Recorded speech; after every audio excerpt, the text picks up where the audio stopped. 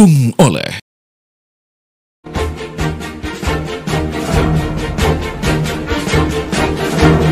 puluhan kendaraan mendadak mogok setelah isi bensin jenis Pertalite di sebuah SPBU di Jalan Juanda, Kota Bekasi, Jawa Barat. Para pemilik motor dan mobil itu pun menggeruduk stasiun pengisian bahan bakar umum tersebut.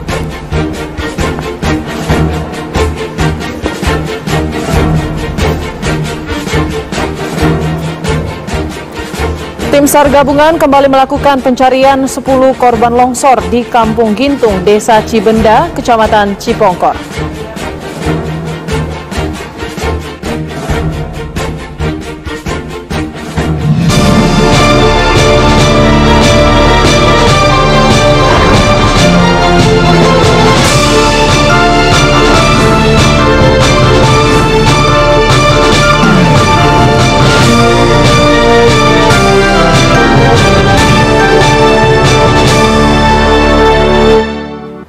Assalamualaikum warahmatullahi wabarakatuh. Pemirsa, apa kabar? Saya Umi Fitri hari ini hadir di Kabar Siang dengan beragam informasi langsung dari lokasi.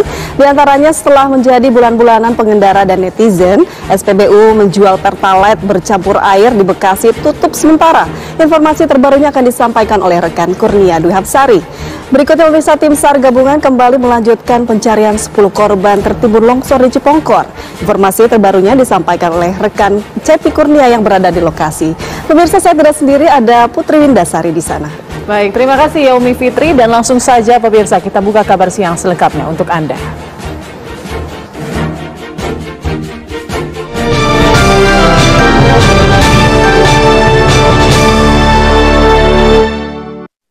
Tim SAR gabungan kembali melakukan pencarian 10 korban longsor di Kampung Gintung, Desa Cibenda, Kecamatan Cipongkor.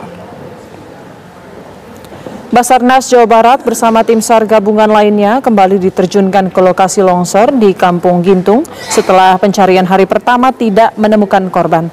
Untuk memaksimalkan pencarian, personil dan alat bantu juga ditambah. Pencarian masih dilakukan di 3 titik yang dicurigai tempat tertimbunnya korban. Saat ini 10 warga masih dicari dan diduga tertimbun longsor. Operasi pencarian terhadap korban longsor di Cipongkor terkendala dengan lokasi yang berada di lereng perbukitan dengan ketebalan lumpur cukup dalam sehingga alat berat tidak bisa masuk. Pasca terjadi banjir bandang dan longsor di Cipongkor, pemerintah Kabupaten Bandung Barat menetapkan status siaga bencana selama 14 hari ke depan.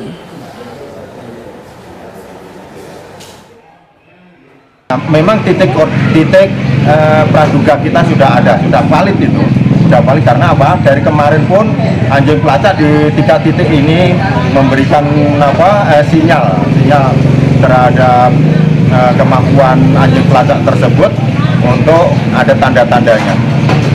Bang, sejauh ini apa sih yang masih jadi kendala? Kan alat berat nggak masuk tuh Bang. Ya, kita maksimalkan dengan kemampuan unsur SAR atau potensi SAR atau SAR gabungan dengan maksimalkan dengan menggunakan Alton. Karena apa? Akses ke sana tentunya sangat jauh, begitu juga alat berat tidak bisa. Menteri Sosial Tri Risma hari ini melakukan kunjungan ke posko pengungsian korban terdampak longsor di Kampung Cigintung, Desa Cibenda, Kecamatan Kabupaten Bandung Barat pada Senin malam. Risma menjamin kebutuhan sandang pangan warga akan ditanggung oleh pemerintah. Ia juga akan membangun sekolah darurat dan memberikan trauma healing untuk anak-anak. Kepada pemerintah daerah, Risma juga meminta merelokasi warga yang rumahnya tergerus longsor. Kondisi kontur tanah di wilayah Cipongkor labil, sehingga untuk mengantisipasi hal yang tidak diinginkan, warga dicarikan tempat yang lebih aman.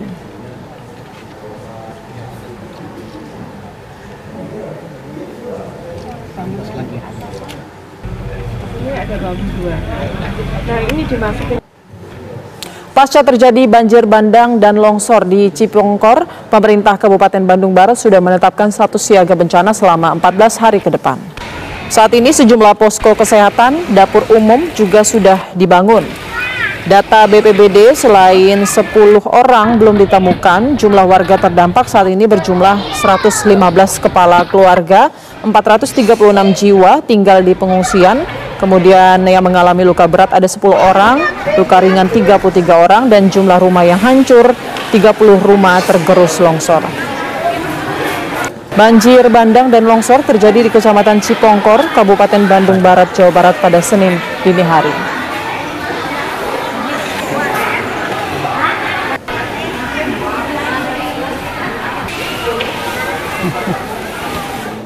Tim SAR gabungan kembali melanjutkan pencarian 10 korban tertimbun longsor di Cipongkor dan informasi terbarunya akan disampaikan rekan Cepi Kurnia yang berada di lokasi. Selamat siang Cepi, bagaimana proses evakuasi pencarian korban hilang, apakah sudah membuahkan hasil? Ya baik Putri dan pemirsa TV One, siang ini saya masih berada di lokasi longsor di Kampung Gimpung di Desa Cibenda di Kecamatan Cipongkor, di mana lokasi ini terdapat 10 orang korban yang diduga tertimbun longsor yang terjadi pada Senin dini hari kemarin. Saat ini petugas dari SAR gabungan juga selain telah menambah jumlah alat yaitu alkon penyemprot untuk lumpur, juga telah menambah jumlah personil gabungan yang terdiri dari TNI Polri, Brimob dan para relawan serta masyarakat yang berjumlah sekitar 300 orang yang saat ini lebih banyak di hari pencarian kedua ini. Mereka diterjunkan di 3 worksheet atau titik pencarian yang dicurigai terdapat korban yang pada saat kejadian itu berada di dalam rumah, tidak berhasil menyelamatkan diri. Dan saat ini untuk Basarnas sendiri melakukan pencarian di titik bawah yaitu, dan untuk dari TNI sendiri melakukan di titik selatan dan dari Satuan Brimob sendiri melakukan di titik utara. Dan sejauh ini memang pencarian di hari kedua ini terus dimaksimalkan bagaimana agar titik-titik yang dicurigai itu hari ini bisa membuahkan hasil. Kemarin memang pencarian sempat terkendala oleh cuaca, namun saat ini diharapkan dari Basarnas sendiri bekerjasama dengan BMKG untuk memastikan agar kondisi cuaca bisa dipastikan, karena mengingat kontur yang berada di belakang saya ini berada di lereng dan cukup labil sehingga dikhawatirkan terjadi longsor susulan. Nah sejauh ini memang di belakang saya ini dan sekitaran ini menurut dari data Basarnas sendiri ada lamparan longsor itu 300 hektar sehingga, dan kedalamannya juga cukup tebal yaitu sekitar 5-10 meter, sehingga ini menjadi kendala. Dan juga memang alat berat tidak bisa masuk ke sini lantaran posisinya ada di lereng dan pegunungan sehingga tidak bisa masuk alat berat, hanya menggunakan dengan cara manual yaitu dengan menggunakan alkon, dan kemarin memang menggunakan kenen anjing pelacak. Saat ini juga belum terlihat kenen tersebut, namun dipastikan pencariannya akan terus dilakukan selama masa darurat tanggap bencana di pemerintah Kabupaten Bandung Barat selama 14 hari ini terus dikerjakan. Untuk sementara data yang mengungsi yaitu di posko pengungsian SDN Padadati dan GOR Desa Cibenda sendiri memang tercatat sekitar ada 115 kepala keluarga dengan 436 jiwa.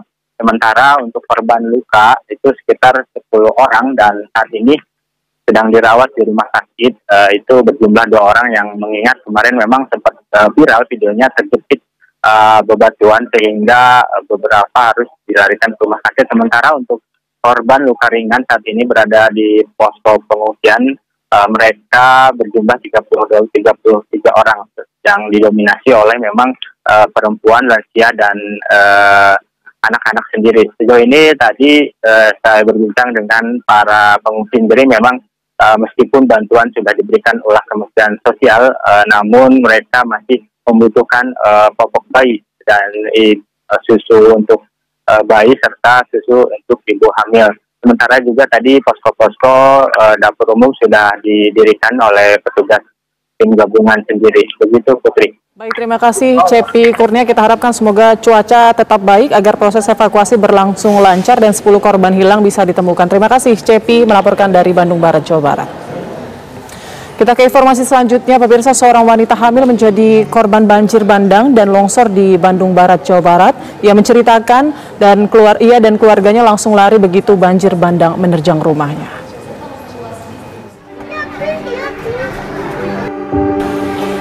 Ratusan orang korban banjir bandang dan longsor di Kecamatan Cipongkor, Kabupaten Bandung, Jawa Barat mengungsi ke SDN Padabakti dan GOR Desa Cibenda.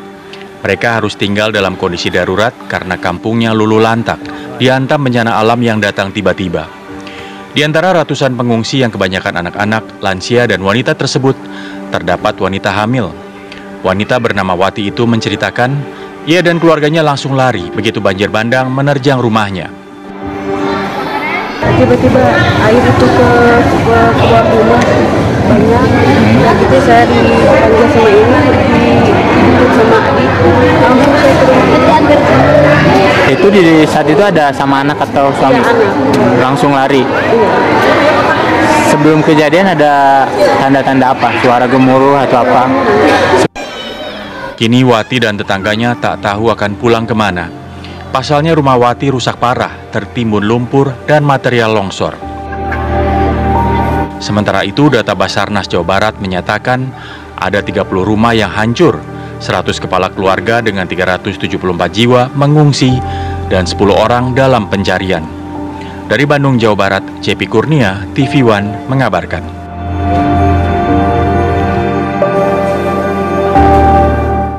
Sementara itu, pemirsa, banjir bandang gelombang kedua di Demak, Jawa Tengah menyisakan kondisi porak-poranda di wilayah yang terkena sapuannya. Para korban banjir mengaku pasrah karena mengalami kerugian material yang cukup besar. Banjir bandang gelombang kedua terjadi menyusul jebolnya sejumlah tanggul sungai. Meski banjir telah surut, namun jejak yang ditinggalkannya terlihat cukup masif. Misalnya Jalan Raya Pantura Demak Kudus yang kini rusak parah. Perbaikan jalan dengan pengaspalan ulang belum bisa segera dijalankan karena menunggu wilayah ini benar-benar bebas dari banjir susulan. Ya, sudah ada pemberitahuan. Datangnya itu sekitar jam 3 subuh. Sekitar subuhan. Air datang. Langsung pada ngungsi semua? Iya. Ya, sudah persiapan karena yang pertama sudah pernah, jadi yang ini sudah pada persiapan. Kalau kerugiannya gimana? Bisa ngitung nggak? Wah, kerugian Besar ya? pastinya besar. Pemirsa, gunung api Ili Lewotolok di Kabupaten Lembata, NTT terus meletus dalam selang waktu sekitar 1 jam. Letusan berulang-ulang ini terjadi sejak Selasa pagi tadi. Badan Geologi menyebutkan setiap kali erupsi terjadi lontaran lava pijar akibat suplai magma ke permukaan kawah. Sementara ketinggian kolom abu mencapai 200 meter. Badan Geologi melarang warga untuk mendekati aliran lava karena dapat memicu adanya awan panas. Gunung ini sebelumnya mengalami peningkatan status ke level siaga pada 27 Februari lalu.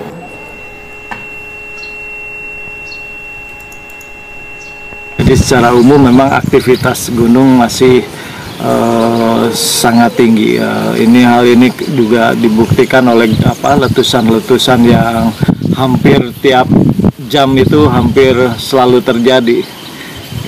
Baik itu intensitas lemah maupun intensitas sedang ya. Itu menandakan bahwa memang masih ada suplai magma yang terus-menerus keluar. Badan Nasional Penanggulangan Bencana menetapkan status tanggap darurat bencana di 3 kota terdampak gempa, yakni Kabupaten Gresik, Kabupaten Lamongan, dan Kota Surabaya, Jawa Timur. Penetapan status tanggap darurat dilakukan menyusul terjadinya gempa berkekuatan magnitudo 6,5 di barat daya Pulau Bawean yang memporak-porandakan ribuan bangunan. BNPB mengirimkan beragam bantuan ke daerah korban gempa, diantaranya tenda darurat, genset pembangkit listrik, perangkat kesehatan, sembako, dan kasur lipat.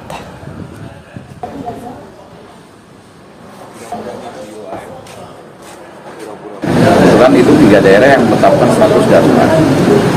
Kemudian ada Bapak Dangrem, Bapak Dandi, Bapak Kapolres. Kita sudah terpadu semua. Hasil temuan di lapangan itu dirumuskan dalam langkah-langkah penanganan. Ini semuanya dalam rangka status tanggap darurat. Status tanggap darurat, kita sepakat bahwa kebutuhan dasar daripada masyarakat terdampak, makan, minum, sanitasi, kesehatan, dan sebagainya, itu harus betul-betul terpenuhi. Puluhan kendaraan mendadak mogok setelah isi bensin jenis Pertalite di sebuah SPBU di Jalan Juanda, Kota Bekasi, Jawa Barat. Para pemilik motor dan mobil itu pun menggeruduk stasiun pengisian bahan bakar umum tersebut. Informasinya akan kami hadirkan usai jeda berikut. Tetaplah bersama kami. Pemirsa, 6 jasad yang diduga pengungsi Rohingya kembali ditemukan terapung di perairan Laut Calang, Kabupaten Aceh Jaya pada Senin siang. Ke-6 jasad tanpa identitas tersebut berjenis kelamin perempuan dan berusia kisaran 25 hingga 40 tahun. Petugas yang mendapat informasi tentang penemuan jenazah itu langsung melakukan penyisiran. Setelah ditemukan, jenazah kemudian dibawa ke RSUD Teku Umar Calang, Kabupaten Aceh Jaya. Hingga saat ini, petugas melakukan penyisiran.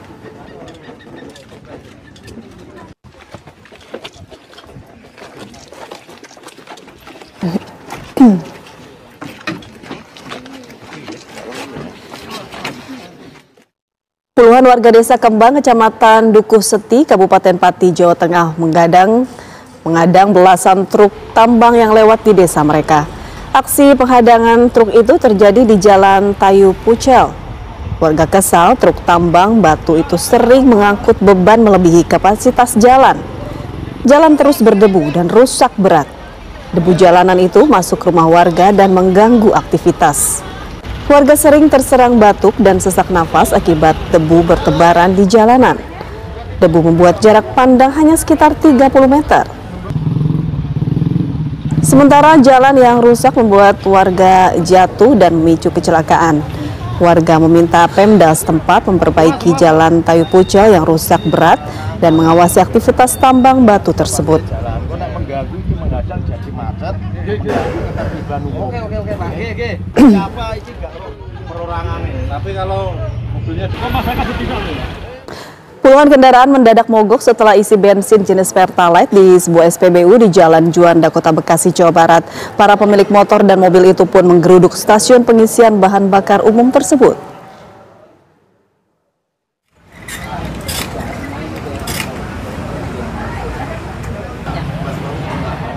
Lelaki ini berusaha keras menyalakan mesin motornya yang tiba-tiba mati.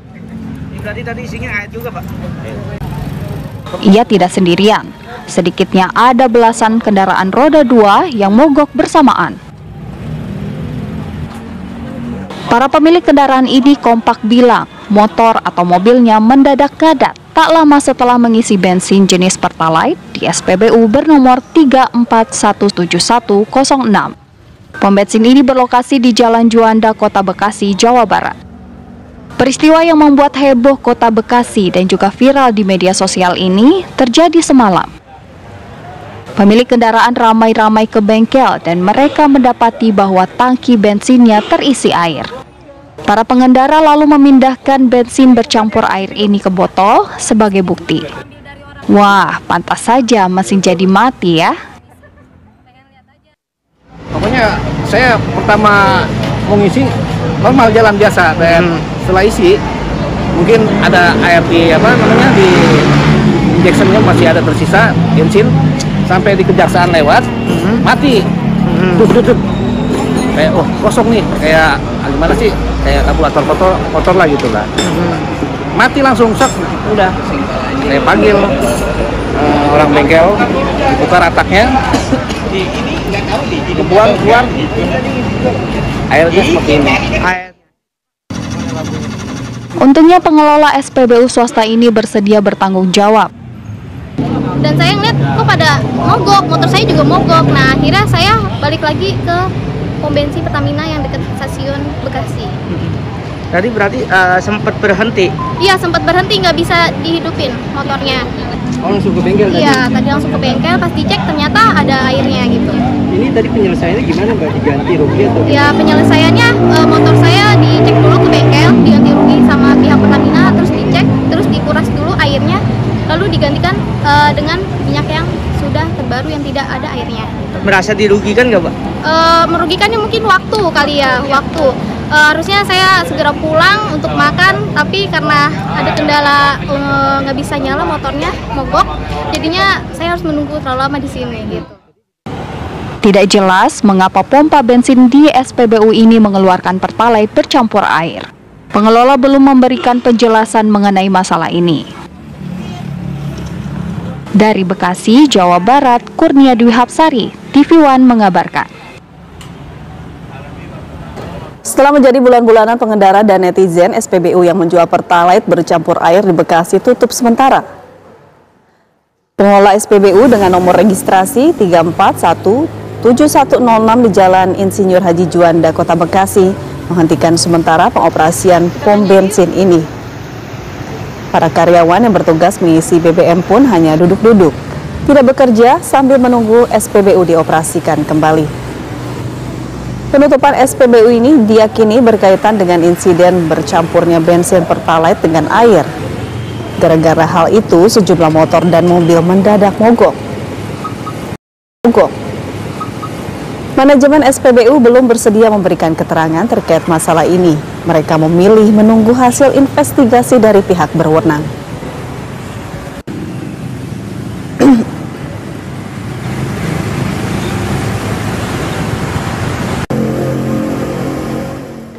Selengkapnya sudah bergabung dengan kita Kurnia Dwi Hapsari. Apa yang sudah ada atau penjelasan dari pihak pom bensin terkait masalah ini, Kurnia? Iya, selamat siang Yaumi dan juga pemirsa. Pasca insiden mogok massal kendaraan-kendaraan yang usai mengisi bahan bakar minyak jenis Pertalite di SPBU yang berada di dekat stasiun Bekasi ini pada Senin malam kemarin dan mengakibatkan kendaraan-kendaraan yang mogok. Maka pada hari Selasa ini pihak pengelola SPBU menutup sementara SPBU ini karena penutupan dilakukan karena sedang dilakukan proses investigasi untuk mengetahui penyebab bercampurnya BBM jenis Pertalite dengan air yang mengakibatkan kendaraan-kendaraan yang baru saja diisi menjadi mogok mesin. Dan memang tadi pagi pihak dari Dinas Perdagangan dan Perindustrian Kota Bekasi melakukan kunjungan ataupun mendatangi lokasi SPBU ini. Pihaknya dari bidang metrologi Dinas Perdagangan ini melakukan pengambilan sampel dari berbagai jenis BBM, baik dari Pertalite, Pertamax maupun Deslite, dari dispenser-dispenser yang ada di SPBU ini untuk diambil sampelnya agar diketahui apa yang menjadi penyebab masalah dari bercampurnya Pertalite dengan air.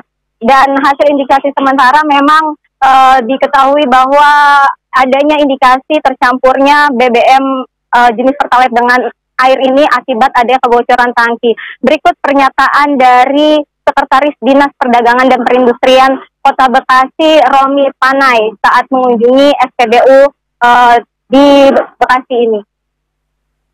Jadi indikasi ini adalah terima kasih kepada masyarakat sudah menemukan hal yang begini dan langsung ditangani oleh Pertamina dan juga owner SPBU. Hari ini kita tuntaskan penyebabnya apa, kebocorannya apa dari bawah, nanti akan dijelaskan lagi ke publik. Dan untuk korban yang sudah melakukan yang sudah kerusakan terhadap kendaraan, itu hari ini sudah kita panggil semua dan SPBU bertanggung jawab terhadap itu semua. Ya, Yaumi dan juga pemirsa, proses investigasi bukan saja dilakukan oleh Dinas Perdagangan dan Perindustrian Kota Bekasi, namun juga dilakukan oleh pihak Pertamina. Tadi pihak Pertamina datang ke tempat ini dan juga melakukan pengambilan sampel untuk menguji seperti apa permasalahan yang terjadi di SPBU ini hingga menyebabkan kendaraan-kendaraan mogok. Sementara itu dari pihak kepolisian menyatakan bahwa saat ini masih dilakukan proses penyelidikan dan belum diketahui penyebab pasti dari peristiwa mogoknya kendaraan-kendaraan akibat bercampurnya BBM jenis Pertalite dengan air ini. Dan memang sampai dengan saat ini pihak dari pengelola ataupun SPBU juga enggan berkomentar kepada awak media terkait penyebab kejadian tersebut yang menyebabkan kendaraan-kendaraan mengalami mogok massal. Demikian Yaumi, kembali ke Anda. Kurnia Dwi Hapsari melaporkan langsung dari Bekasi, Jawa Barat. Pemirsa, sebelumnya beberapa hari lalu Menteri Perdagangan Zulkifli Hasan menyegel stasiun pengisian bahan bakar umum atau SPBU yang berada di rest area KM 24 kemarin. Penyegelan ini dilakukan usai ditemukannya kecurangan yang dilakukan pengelola SPBU. Saat melakukan pemeriksaan bersama Direktorat Jenderal Perlindungan Konsumen dan Tertib Niaga, ditemukan jika dispenser pompa menggunakan alat atau jumper untuk menaikkan literan BBM. Sehingga konsumen dirugikan karena akan membayar dengan harga yang tertera, namun jumlah BBM kurang dari yang seharusnya. Diduga SPBU yang berada di rest area wilayah Cikarang ini mendapatkan keuntungan sekitar 2 miliar rupiah per tahunnya dari kecurangan yang dilakukan. Selain di Cikarang, pihak Kemendak juga menemukan hal serupa di SPBU daerah Serang, Bekasi, Karawang, dan Bandung. Zulkifli Hasan menegaskan jika pengawasan akan terus dilakukan dalam rangka perlindungan konsumen jelang Hari Raya Besar Keagamaan Nasional.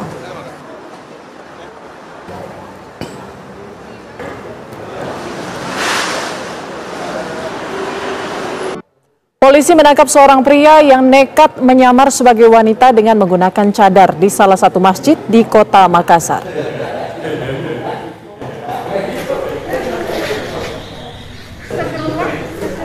Aksi pria ini terekam oleh warga yang memperlihatkan pengurus masjid menangkap gerak-gerik pelaku.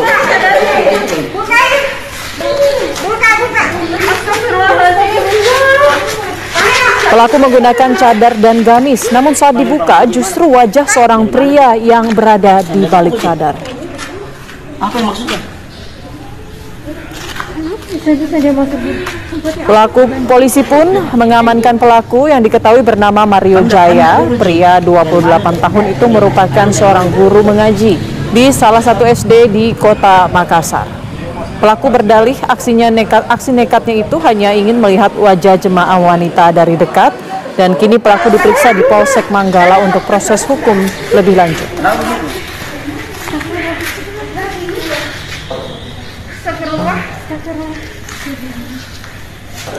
Oknum polisi yang melakukan penusukan terhadap debt kolektor menyerahkan diri ke Propam Polda Sumatera Selatan. Oknum polisi itu mengakui semua perbuatannya, terutama karena dipicu dirinya panik. Apalagi saat itu ada 12 orang yang tidak dikenalnya sehingga dirinya berusaha mengamankan istri dan anaknya. Kini dirinya tengah diperiksa oleh Propam Polda Sumatera Selatan.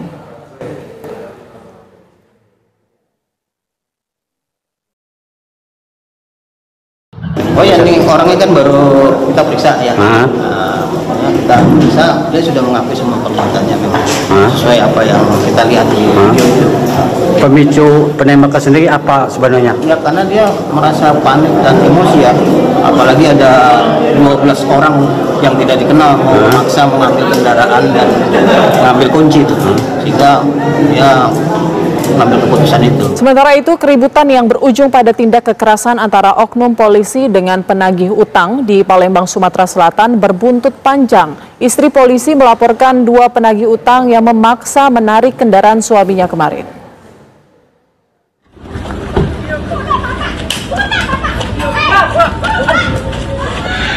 Laju. Darah, laju darah. Berdarah.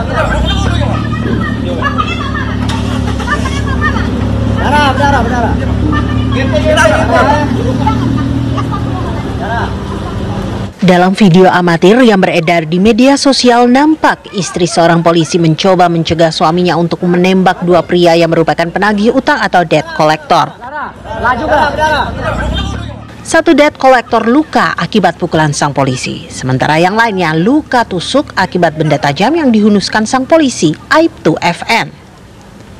Tentu saja para penagih utang ini menuntut keadilan atas diri mereka. Namun istri Aibtu FN ternyata juga tak terima atas tindak tanduk kedua penagih utang itu terhadap suaminya. Sang istri pun melaporkan kedua penagih utang itu ke Polda Sumatera Selatan. Keduanya dilaporkan atas tindakan pencurian dengan kekerasan dan pengeroyokan. Menurut istri Aibtu FN, para pelaku berjumlah lebih dari 2 orang dan mereka terus mengejar sang suami saat keluar dari mal hingga saat mengeluarkan mobil dari parkiran mal. Para pelaku malah mengimpit mobil Aibtu FN menggunakan 2 mobil di depan dan belakang mobil sang polisi. Jadi pas mau keluar mobil, rupanya di depan mobil itu ada mobil lagi, mau mundur ada mobil lagi. Ya. Nah, terjadilah mau maju tidak bisa, mundur tidak bisa. Akhirnya sang istrinya, siapa tuh? Kayaknya kolektor. Kenapa mobil itu nunggak? Ya mungkin nunggak. Mau buka pintu, itu ada ini sudah ada orang yang di samping pintu kanan untuk mempertanyakan mobil, menanyakan STNK segala macam. Kata Pak RW, bukan kapasitas kamu menanyakan STNK. Nah, itu jadi perdebatan. Ada perampasan terhadap kunci mobil. Jadi mana yang dilaporkan itu perampasan kunci mobil. Nah, disitulah tarik menarik dan sempat terhuyung MN ini, terhuyung dan itu ada luka robek di tangan dan itu baju koyak. Oh, gitu Pak? Baju koyak ini akibat tarik menarik. Ada upaya yang namanya kita duga ada pengeroyokan, dan menurut kesaksian sang istri itu lebih dari 12 orang yang ada di lokasi. Itu palsu kayak. Aibtu FN tidak langsung menyerahkan diri. Ia bersembunyi lebih dulu dan baru menyerahkan diri ke Mapolda Sumatera Selatan. Aibtu FN kini ditempatkan khusus Patsus oleh Propam selama 30 hari ke depan. Pada pengakuannya kepada Propam, Aibtu FN mengaku dikeroyok 12 orang. Dari Palembang, Sumatera Selatan, Syamsul Rizal, TV One mengabarkan.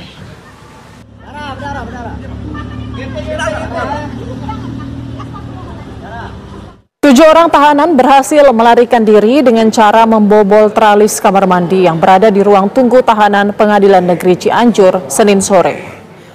Ketujuh tahanan tersebut kabur usai melaksanakan persidangan di Pengadilan Negeri Cianjur. Ketujuh tahanan itu merupakan pelaku yang terjerat kasus tindak pidana dengan pemberatan.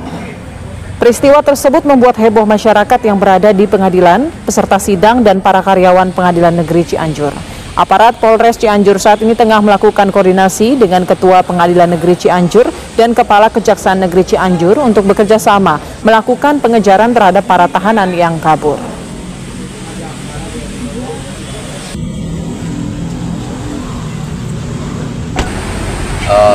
Ada 7 orang dan barusan kita lakukan koordinasi dengan Pak Ketua Pengadilan maupun juga Pak Kajari. Kita akan bentuk tim bekerja sama untuk melakukan upaya pengejaran terhadap para tahanan tersebut. Dan mereka kabur dengan cara apa, Nan? Dari hasil pengecekan kami di TKP, para tahanan ini kabur di dalam WC, ruang tunggu tahanan Pengadilan Negeri Cianjur dengan cara menjebol trali WC tersebut. Dijebolnya menggunakan apa? Melompat ke trali, jendela yang trali besi, kemudian lompat pagar Pengadilan Negeri Cianjur. Pemirsa, penipuan dengan modus tukar uang receh terekam CCTV di Kecamatan Sukamulya, Kabupaten Tangerang, Banten. Aksi 2 pelaku membuat korban menderita kerugian hingga 2 juta rupiah. CCTV merekam saat 2 pelaku penipuan mendatangi agen BRI Link di Kecamatan Sukamulya, Kabupaten Tangerang, Banten pada Minggu siang lalu. 1 pelaku menunggu di sepeda motor, sementara 1 pelaku masuk untuk mengisi aplikasi keuangan dana sebesar 2,5 juta rupiah dengan uang receh. Namun setelah korban mentransfer uang 2.500.000 rupiah ke aplikasi layanan keuangan dana, kedua pelaku kemudian pergi meninggalkan lokasi kejadian. Sialnya, setelah dihitung, uang receh yang diberikan kedua pelaku di dalam kantong plastik hanya berjumlah Rp400.000.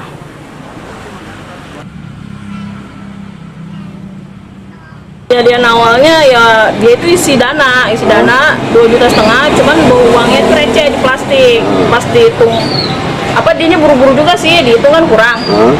Pas dihitung kurang, dia bilangnya nanti ambil sisanya di sana, di Ketal Pemini, dia dagang bakso ikan, ngakunya kayak gitu. Pas dicari ke sana, ternyata bukan dia yang dagang, lain lagi. Itu bentuk uang koinnya, uang berapa nih tuh? Uang receh, 2.000-an, 500, 1.000. Kalau nggak salah di plastik sih soalnya. Saat itu uang recehnya belum dihitung berarti, Bu? Belum. Pas dia udah pergi, baru dihitung posisi. Aksi pemaksaan oleh calo tiket terhadap calon penumpang marak di sekitar Pelabuhan Merak, Kota Cilegon, Banten menjelang musim mudik Lebaran.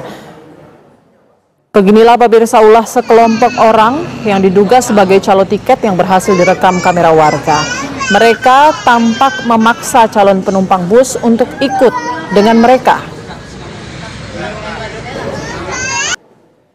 Selain menghalangi korbannya, mereka juga sempat melakukan pengancaman dan intimidasi.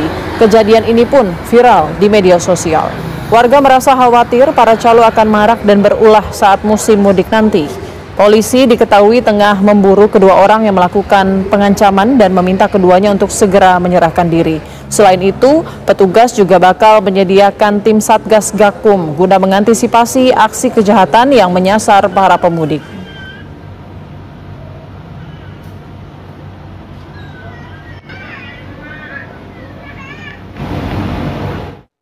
Presiden dan Wakil Presiden terpilih Prabowo Subianto dan Gibran Rakabuming Raka mengundang partai politik pendukung serta ormas yang mengusung Prabowo Gibran buka bersama. Informasinya akan hadir sesaat lagi.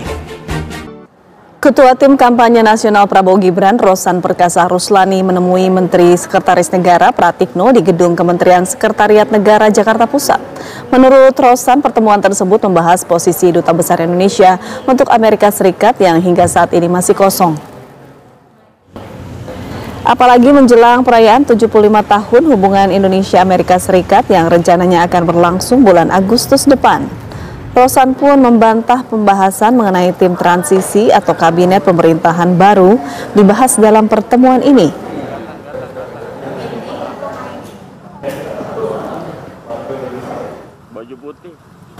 Juga lapor dengan Pak Pratik karena Dubes Amerika itu masih belum ada dan saya masih dihubungin oleh kedutaan Amerika dalam rangka perayaan 75 tahun dari Indonesia Amerika yang jatuh tahun ini. Jadi saya lebih hanya mensinkronisasi saja karena memang ada acara-acara yang akan dilaksanakan pada bulan Agustus tahun ini. Jadi masih yang dihubungin itu saya. Presiden dan Wakil Presiden terpilih Prabowo Subianto dan Gibran Rakabuming Raka mengundang partai politik pendukung serta ormas yang mengusung Prabowo Gibran buka puasa bersama. Prabowo menyalami para tokoh politik senior termasuk Ketua Dewan Pembina Partai Golkar Abu Rizal Bakri. Prabowo juga menyebutkan satu persatu semua parpol pendukung serta ormas yang mengusung Prabowo Gibran dalam pemilu 2024. Prabowo mengatakan tugas mulia yang diembankan rakyat kepadanya akan dijalani dengan sepenuh hati.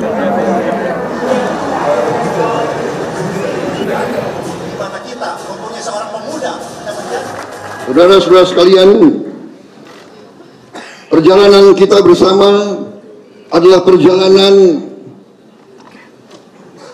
dengan cita-cita yang luhur, dengan cita-cita yang mulia,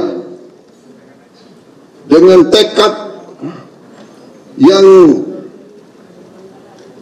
mengutamakan kejayaan dan kehormatan bangsa Indonesia. Kita telah bersatu dari begitu banyak kalangan, dari begitu banyak partai yang berbeda-beda.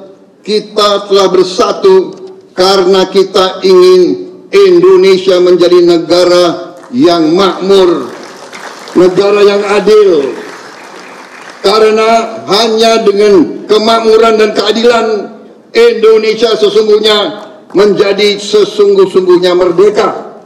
Tidak bisa kita merdeka kalau masih ada kemiskinan di Indonesia. Tidak bisa kita merdeka kalau masih ada kelaparan di Indonesia. Kita tidak pantas menjadi negara anggota G20 kalau anak-anak kita masih tidak makan pagi berangkat ke sekolah, saudara-saudara sekalian. Ini adalah tujuan mulia kita. Kita bersatu dalam perjalanan yang hebat ini. Pasca KPU mengumumkan secara resmi pasangan nomor urut 2 Prabowo Subianto Gibran Rakabuming Raka sebagai pemenang Pilpres 2024, Prabowo langsung melakukan gerilya politik ke sejumlah tokoh partai. Tak hanya Nasdem, safari politik Prabowo untuk merayu lawan politiknya berada dalam satu perahu pun akan berlanjut ke sejumlah partai yang berada di luar koalisi Indonesia Maju, diantaranya Partai Keadilan Sejahtera, Partai Kebangkitan Bangsa, Partai Persatuan Pembangunan, dan juga Partai Pemenang Pemilu.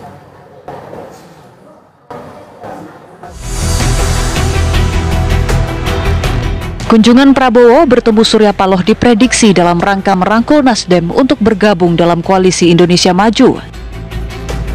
Tak hanya Nasdem, safari politik Prabowo untuk merayu lawan politiknya berada dalam satu perahu pun akan berlanjut ke sejumlah partai yang berada di luar koalisi Indonesia Maju. Di antaranya Partai Keadilan Sejahtera, Partai Kebangkitan Bangsa, Partai Persatuan Pembangunan, dan juga Partai Pemenang Pemilu, Partai Demokrasi Indonesia Perjuangan. Setiap partai politik itu punya hak lah untuk bertemu siapa. Kita nggak bisa melarang lah teman koalisi kita mau ketemu siapa ya. Walaupun itu belum tentu juga bergabung ya. Oh iya, 50-50 kata Pak. Tapi bagi PKS kami ingin menjaga perasaan para saksi yang sedang berjuang, para lawyer-lawyer kami yang sedang berjuang. Karena pemilu ini belum selesai. Tapi juga memikirkan nggak perasaan kader-kader yang sudah 10 tahun ini berpuasa gitu? Itu enaknya PKS. Karena puasa nggak puasa itu kita tetap berjuang aja, bukan soal jabatan. Bagi kami ini soal idealisme juga. Memang situasinya sudah semakin kondusif, semakin baik. Kita tetap menghormati rekan-rekan yang mengajukan upaya hukum, upaya konstitusional ke Mahkamah Konstitusi. Tapi saya hakul yakin ya setelah MK semua sudah pasti move on. Partai Nasdem nggak nunggu MK, dia udah jalan terus. Apalagi ya? Apalagi? Sulit apa sih PKS dan PDI Perjuangan ini gitu? Enggak juga. Nggak sulit juga, cuma kan kita menghormati rekan-rekan tersebut. Rekan-rekan punya konstituen juga yang memang harus dijaga. Kalau konstituen itu kan captive marketnya kan beda-beda, ya kan. Jadi ya perlu waktu wajar kalau perlu waktu. Tapi kalau saya melihat kali ini yang namanya rekonsiliasinya itu pasti lebih cepat daripada pemilu-pemilu sebelumnya. Dan ini tentu ya ada tahapan-tahapan ke depan yang juga pasti akan berjalan. Yang namanya koalisi atau ada di dalam atau di luar pemerintahan itu masih jauh, masih bulan Oktober. Dan itu masih ada beberapa bulan lagi gitu. 7 bulan lagi gitu. Dan di dalam perjalanan waktu ke sana ini kan di berbagai dinamika mungkin saja terjadi. Dan saya lihat dalam perkembangan-perkembangan kan dinamikanya begitu cepat sering terjadi perubahan-perubahan yang seringkali lebih cepat dari cara berpikir para teoritisi, termasuk para politisi sendiri gitu. Jadi ya kita lihat nanti, tapi bagaimana kita ya menjaga bahwa proses ini bisa berjalan dengan baik. Lantas akankah Prabowo dengan sejumlah partai berada dalam satu perahu bersamanya? Ada PDIP, pasti prioritas, karena PDIP kan di awal-awal kencang akan menjadi oposisi. Bahkan saya dengar-dengar akan menjadi oposisi yang tanda petik oposisi konstruktif bahasanya. Kalau Bang Andreas mengatakan oposisi loyal katanya. Tapi apakah nanti menjadi oposisi atau tidak itu pilihan. Tetapi pasti akan didekati. Yang kedua tentu P3. Kalau P3 sudah saya analisa akan masuk ke pemerintahan karena posisinya yang sangat rawan ya dalam pileg kali ini. Kedua sudah welcome kan, mengatakan kami menunggu Pak Prabowo. Yang ketiga tentu PKB. PKB saya dari awal-awal tidak ada pernyataan tuh PKB tuh konsisten dengan Anies Baswedan. Di ujungnya saya meyakini PKB akan gabung dengan pemerintah. Apa yang membuat keyakinan Anda? Ya kalau konstruksi NU itu kalau kita lihat dari saya 6 tahun pesantren ya di NU itu biasanya dia lebih kepada pemikiran yang moderat dan cenderung kepada kekuasaan. Saya melihat begitu. Maka jalan yang paling bagus bagi PKB itu kan ngambil maslahat yang lebih besar biasanya. Maka maslahat itu ada di pemerintahan. Mungkin bisa mengabdi. Pengalaman PKB di luar pemerintahan ada? Belum ada. Oleh karena itu saya mengatakan DNA PKB ini adalah DNA pemerintahan. Nah yang ketiga PKS. PKS walaupun saya mengatakan Bang Iqbal ya, kemarin saya dibantah juga oleh PKS pernah di pemerintahan. Bang Pipin mengatakan, saya bilang ada juga lobby-lobby PKS kepada 02 waktu itu. Dan itu mohon maaf pengakuan dari petinggi-petinggi 02 juga. Tapi kalau dengar Mas Iqbal kayaknya nampaknya sekarang belum ada ya, Bang Pipin juga mengatakan membantah. Mungkin Bang Iqbal juga membantah. Tetapi saya melihat kebutuhan untuk membangun bangsa. Saya sudah katakan kita ini membutuhkan konstruksi koalisi pemerintahan yang kuat. Di saat yang sama membutuhkan oposisi yang kuat. Kan tinggal dikalkulasi saja. Tim TV One mengabarkan. Tim pembela Prabowo Gibran malam tadi mendatangi gedung Mahkamah Konstitusi untuk mendaftarkan diri sebagai pihak terkait di MK dalam perkara permohonan dari pasangan Anies Muhaimin terkait pelaksanaan pemilu 2024. Tim pembela Prabowo Gibran yang diisi sejumlah advokat ternama seperti Yusril Iza Mahendra, Hotman Paris, Oce Kaligis hingga Otet Hasibuan tiba di gedung MK sekitar pukul 8 malam. Sebelumnya, penetapan hasil pemilu 2024 yang dilakukan oleh Komisi Pemilihan Umum pada 20 Maret silam berbuah gugatan pasangan Anies Baswedan Muhaimin Iskandar serta Ganjar Pranowo Mahfud MD. Mereka mendatangi Mahkamah Konstitusi beberapa hari lalu untuk mendaftarkan gugatan pemilihan Presiden 2024.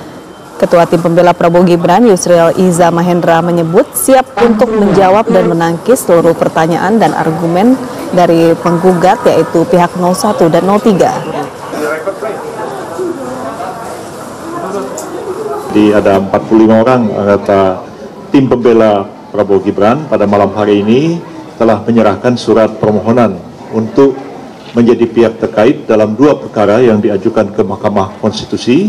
Pertama adalah perkara yang diajukan oleh Pak Anies Baswedan dan Pak Muhaimin Iskandar, dan yang kedua adalah perkara yang diajukan oleh Pak Ganjar Pranowo dan Pak Mahfud MD. Oleh karena ada 2 pemohon, maka kami mohon untuk menjadi pihak terkait pada kedua perkara tersebut, dan seluruh kelengkapan yang diminta oleh Mahkamah Konstitusi telah kami serahkan malam ini. Insya Allah tim ini solid, ya, satu suara, satu sikap dalam membela Pak Prabowo Gibran, dan kami berkeyakinan bahwa insya Allah kami akan mampu menjawab atau menangkis seluruh argumen dan dalil-dalil serta alat bukti yang diajukan oleh para pemohon dalam perkara. Mahkamah Konstitusi telah menggelar rapat permusyawaratan hakim untuk membahas teknis sidang perkara perselisihan hasil pemilu 2024. Total ada 278 penggugat sengketa pemilu legislatif dan pilpres yang diterima MK.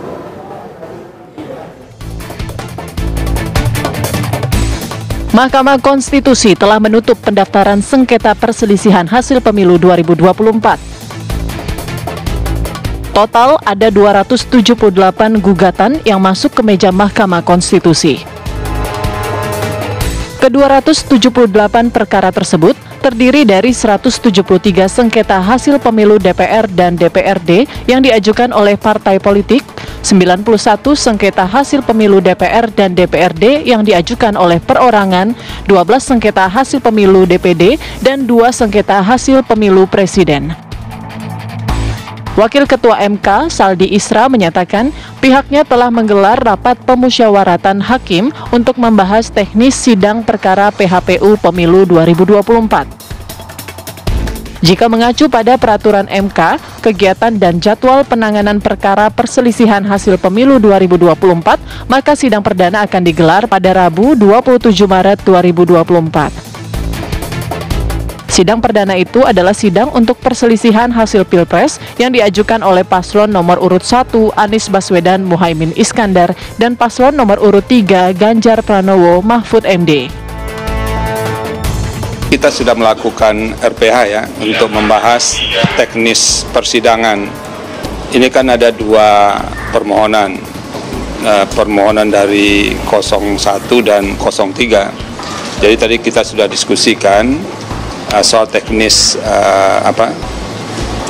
persidangannya, dan itu kita tadi sudah mulai menghitung hari kapan mau untuk penyampaian keterangan dan segala macamnya, karena kan tidak boleh lebih dari 14 hari kerja. Jadi di dalam 14 hari kerja itu sekaligus kan ada waktu kami memutus dan bikin putusan kan. Jadi tidak hanya sidang dalam artian untuk memeriksa permohonan saja. Nah itu satu yang kita bicarakan tadi. Yang kedua, kita juga bicara soal kesiapan staf kita untuk mendukung terutama panitera pengganti dan analis perkara ya untuk menghadapi ini, dan itu juga sudah kita bicarakan. Gitu. Setelah sidang pendahuluan, Mahkamah akan menggelar sidang pemeriksaan pada 1 hingga 18 April dan tahapan pengucapan putusan pada 22 April 2024 mendatang. Dari Jakarta, tim TV One mengabarkan.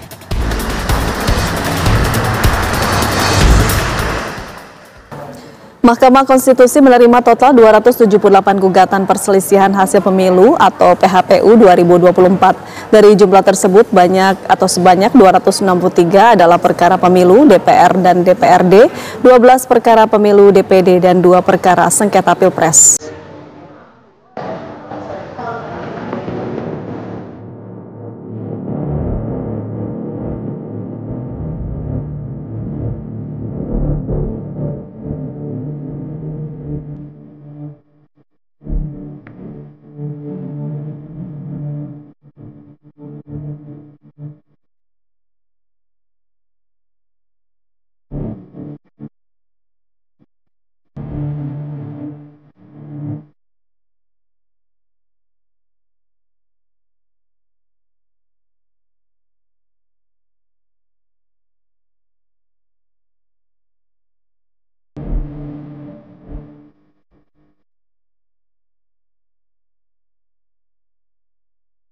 Bagaimana kesiapan Mahkamah Konstitusi untuk menghadapi sidang perdana gugatan Pilpres besok? Kita akan bergabung dengan rekan Ikra Anggana yang saat ini berada di gedung MK. Ikra, silakan. Baik, selamat siang Yomi dan juga pemirsa. Mengenai persiapan Mahkamah Konstitusi untuk menggelar sidang perdana terkait dengan PHPU Pilpres 2024 besok, memang tidak ada persiapan khusus, namun dari sisi pengamanan ini kami melihat ada persiapan yang cukup diperketat, seperti sudah dipasang sekitar 100 meter pagar berduri dan juga pagar beton di depan Mahkamah Konstitusi, dan juga personel dari kepolisian, dari Brimob, ada mobil Barakuda dan juga beberapa personel kami lihat standby berjaga untuk besok sendiri. Personel keamanan yang ada di dalam gedung Mahkamah Konstitusi ini menurut juru bicara MK Fajar Laksono menyebut ada sekitar 130, di mana dari informasi terbaru untuk pemilu legislatif ini, Yomi dan juga pemirsa, tadi kami sempat bertanya, memang rencananya Mahkamah Konstitusi ini akan menyelesaikan rangkaian tahapan sidang terlebih dahulu, sidang Pilpres terlebih dahulu, di mana tidak boleh lebih dari tanggal 22 April 2024. Nanti sampai tanggal 22 April tersebut, ini kami juga masih melihat masih ada calon-calon legislatif, caleg-caleg yang mengajukan permohonan kepada Mahkamah Konstitusi dan masih diterima sampai saat ini. Memang di angka terakhir totalnya dari permohonan sengketa di Pilpres, Pileg, dan juga DPD ini ada 277, namun tidak menutup kemungkinan seiring berjalannya waktu ini akan bertambah. Sementara itu untuk persiapan sidang esok hari, di mana kami mendapatkan informasi bahwa sidang pemeriksaan pendahuluan ini pada pukul 8 akan dilangsungkan untuk Capres nomor urut 1, dan pada pukul 1 ini akan dilangsungkan untuk Capres nomor urut 3. Untuk sementara demikian, Yumi, saya kembalikan ke Anda di studio. Baik, terima kasih Ikra Anggana melaporkan langsung dari gedung MK Jakarta. Pemirsa, usai jeda kabar siang akan kembali dengan informasi militer Israel masih terus melakukan kejahatan perang di Gaza, Palestina di tengah putusan resolusi PBB untuk gencatan senjata. Sesaat lagi pemirsa di kabar siang.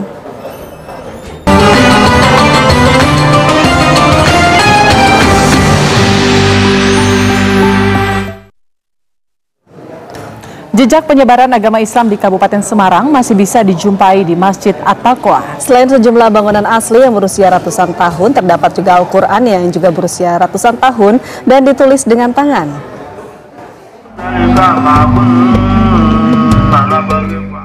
Inilah Masjid At-Taqwa di Desa Gogo Dalam, Beringin, Kabupaten Semarang, Jawa Tengah. Sekilas dari luar tidak tampak sesuatu yang berbeda dengan masjid pada umumnya. Namun saat masuk ke dalam masih terlihat jejak-jejak peninggalan sejarah penyebaran agama Islam di Kabupaten Semarang. Masjid yang diperkirakan dibangun pada zaman Kerajaan Demak ini masih menyimpan sejumlah peninggalan bersejarah yang bisa menjadi bukti keberadaan Masjid At-Taqwa pada masa lampau. Salah satunya adalah masih dipertahankannya 4 pilar kayu jati tua yang merupakan soko atau tiang penyangga berdirinya masjid. Selain itu, ada juga sebuah tangga yang dari awal berdirinya masjid sudah berada di tempatnya dan tidak pernah dipindahkan. Tangga dari kayu jati yang diperkirakan sudah berusia ratusan tahun ini awalnya digunakan sebagai alat bagi muazin naik ke atap untuk mengumandangkan azan di atap, sehingga dapat terdengar oleh umat. Dari sejarahnya, Masjid At-Taqwa dibangun pada zaman Kerajaan Demak. Hal ini terlihat dari sejumlah ornamen asli masjid yang bercorak Kerajaan Demak.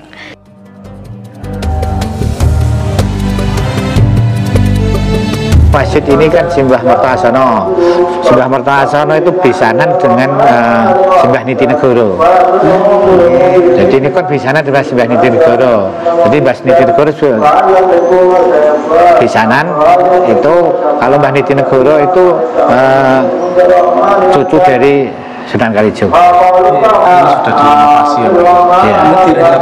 Direnovasi tahun berapa ya? Kalau renovasi tahun sekitar 1987.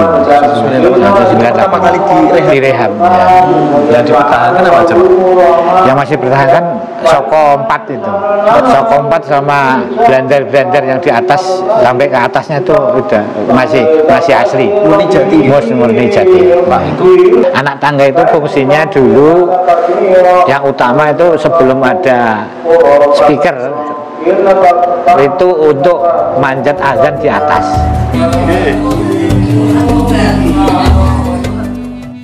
Selain bangunan, salah satu peninggalan bersejarah yang ada di Masjid At-Taqwa adalah sebuah Al-Quran yang berusia ratusan tahun dan ditulis dengan tangan. Al-Quran ini disebut oleh masyarakat sekitar dengan sebutan Al-Quran Blawong. Meski sudah berusia tua, namun Al-Quran Blawong masih digunakan hingga saat ini dan masih menjadi salah satu bukti bahwa penyebaran agama Islam di Kabupaten Semarang terus berkembang hingga saat ini. Dari Semarang, Jawa Tengah, Aditya Bayu, TV One mengabarkan.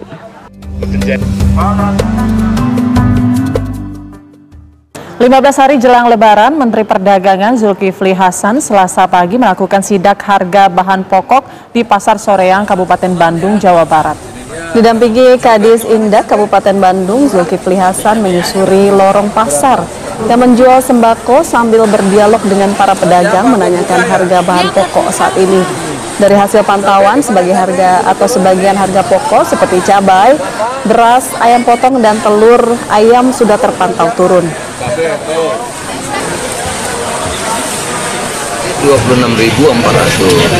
ya, telur sudah mulai turun. Kemarin masih 32, sekarang sudah 26.000 di bawah 400 sampai 29.000, masih di bawah harga acuan. Sayur-sayuran hampir semua turun tadi kita lihat, ya kan. Ayam masih 40.000 1 kilo, tapi kemarin kan 42, hari ini sudah 40.000. Jadi insya Allah puasa ini dan Lebaran, menjelang Lebaran.